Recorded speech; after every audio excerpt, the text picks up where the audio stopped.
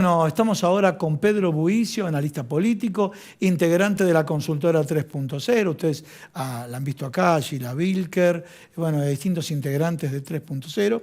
La primera pregunta que te hago, Pedro, es ¿qué pasa? Después del intento de magnicidio, habíamos pensado que después de la pandemia íbamos a estar más comprensivos. Después del intento de magnicidio iba a haber más comprensión entre las divergencias políticas y, sin embargo, los estudios políticos dicen que se extremaron los puntos de vista. Sí, efectivamente, es como vos lo señalás, estaba esta hipótesis dando vuelta de si podía llegar a ser un punto de inflexión para que venga algo de otra naturaleza a partir de este intento de magnicidio. Lo cierto es que se profundizó la dinámica que veníamos viendo, de bronca hacia el gobierno. Básicamente eso es el escenario. Cuando hacemos estudios cualitativos, lo que nos encontramos en la boca de la gente es mucha indignación, mucha bronca a partir de, sobre todo, la agenda económica, lo que podríamos llamar agenda económica sobre todo que se piensa en primera persona, digamos, qué es lo que me está pasando a mí en el día a día, y eso me parece que está en consonancia no solo con este episodio que vivimos hace una semana, sino también con los números de la inflación, la situación económica que realmente está bastante complicada. Y esto que ocurrió, este intento de magnicidio, en lugar de reordenar el clima y de decir, bueno, paremos un poco la pelota, lo que vino a decir es, un poco sigamos por acá, extrememos. Lo que vemos es que... ¿Pero quién lo extrema?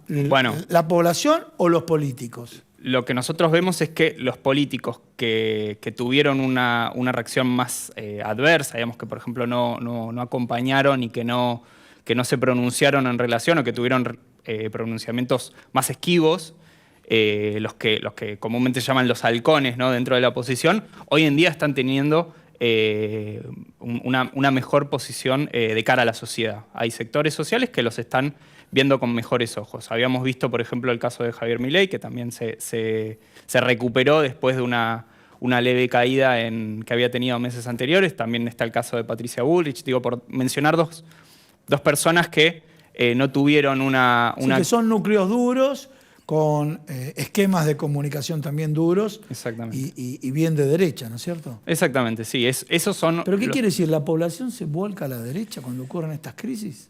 Me parece que es sensible decir eso. Lo que sí está claro es que hoy en día son estos los sectores que están sabiendo capitalizar esta indignación que te mencionaba previamente. Digamos, y la pregunta, que yo sé que dentro del análisis político, pero los medios trabajan en la posverdad, en la construcción de la veracidad y demás, con lo que estamos viendo ahora. Bueno, hay ciertas ideas que, por supuesto, que resuenan en la cabeza de la gente y que tienen que ver con lo que se comunica.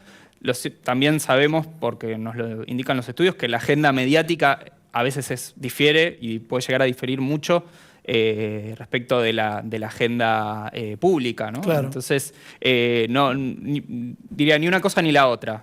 Hay una instalación de temas, hay una instalación de encuadres desde los que se piensan esos temas, pero también, la ciudadanía hace su juego en todo esto. Sí. Y, bueno, ¿cómo estás viendo? Dijiste,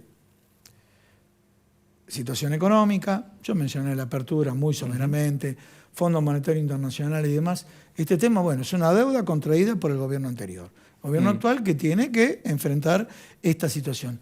El viaje sale de la agenda de toda la política, de la oposición. Bueno, muchachos, ganaron ustedes, le queda a ustedes arreglar los problemas que contrajimos nosotros. ¿Cómo lo ve la población eso? Bueno, ahí lo que estamos viendo, al inicio, digamos, del gobierno de Alberto Fernández, había quizás una comprensión más clara de que esta deuda efectivamente la había tomado el gobierno de Mauricio Macri, que el gobierno de Alberto Fernández estaba haciendo las gestiones como para mejorar, digamos, la situación en relación a la deuda. Con el tiempo lo que estamos viendo es que se está instalando un discurso de que en realidad la deuda es de la política, de que son los políticos quienes se tienen que hacer cargo de la deuda, y eso de alguna manera achata las responsabilidades y nos hace pensar en responsabilidades compartidas. Eso se está instalando, me parece que es también parte del discurso antipolítica y me parece que tiene que ver con esta situación de indignación que te comentaba al principio. Y es algo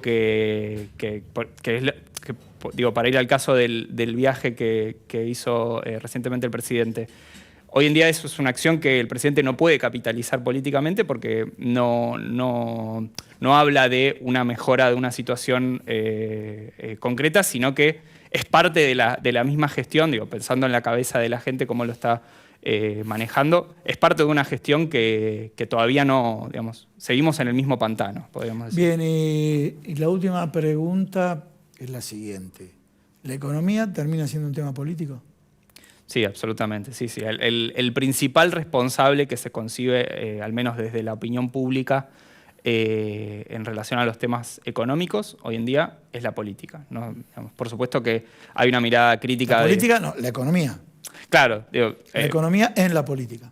Claro, sí, sí, por supuesto. La gran agenda de la que se le reclama a la política hoy en día es la agenda económica. Ese es el principal reclamo y es el prisma desde el cual se piensa la política hoy en día. Bien. La última. La volatilidad, ¿viste? Cuando están las encuestas, todos lo conocemos y demás, los núcleos duros están prevaleciendo y demás. La volatilidad de los políticos, ¿sí? ¿Cómo lo estás viendo vos? ¿Pueden crecer las Patricia Bullrich y los Javier Milei o tienen un punto que después empieza a declinar? Y de pronto uno escucha, dentro de la oposición, digo, una posición que planteó la vicepresidenta de la Nación, bueno, por el tema del atentado quisiera que hablemos con Mauricio Macri, y por otro lado Mauricio Macri que le responde con la Constitución en la mano. Obviamente sabemos que es una respuesta evasiva, una respuesta ilusoria, diciendo, bueno, vos no tenés la Constitución y yo la tengo. Bueno, contame un poquito ahí cómo ves esta volatilidad de la imagen de los políticos. Bueno, efectivamente la imagen de los políticos es muy reactiva a fenómenos como este, digamos. Cómo se posicionen en función de temas como este les permiten crecer o también decrecer. Hoy en día la dinámica nos indica una lógica de extremos, digamos, en donde el que se escapa al debate, el que dice no, o da este tipo de... O sea, no hay debate. Exactamente. La realidad es que hoy en día, si bien hay una demanda de cierta gestualidad de debate o de diálogo, en el fondo hay una... Estamos viendo... Discúlpame, te cambio los términos. Cuando decís gestualidad, significa en términos futbolísticos para la tribuna. Exactamente. Para la tribuna, debate. Vos lo mencionabas recién, lo que dijo Macri con la Constitución en la mesa, sí, es un gesto, digamos. Sí. Es decir, en el fondo no. Eso es lo que nosotros estamos viendo, que los núcleos duros, que son los que movilizan hoy en día, los que ordenan la política, están demandando. Bueno, el gesto de diálogo sí, ahora el diálogo concreto no se penaliza. Muchísimas gracias. A vos.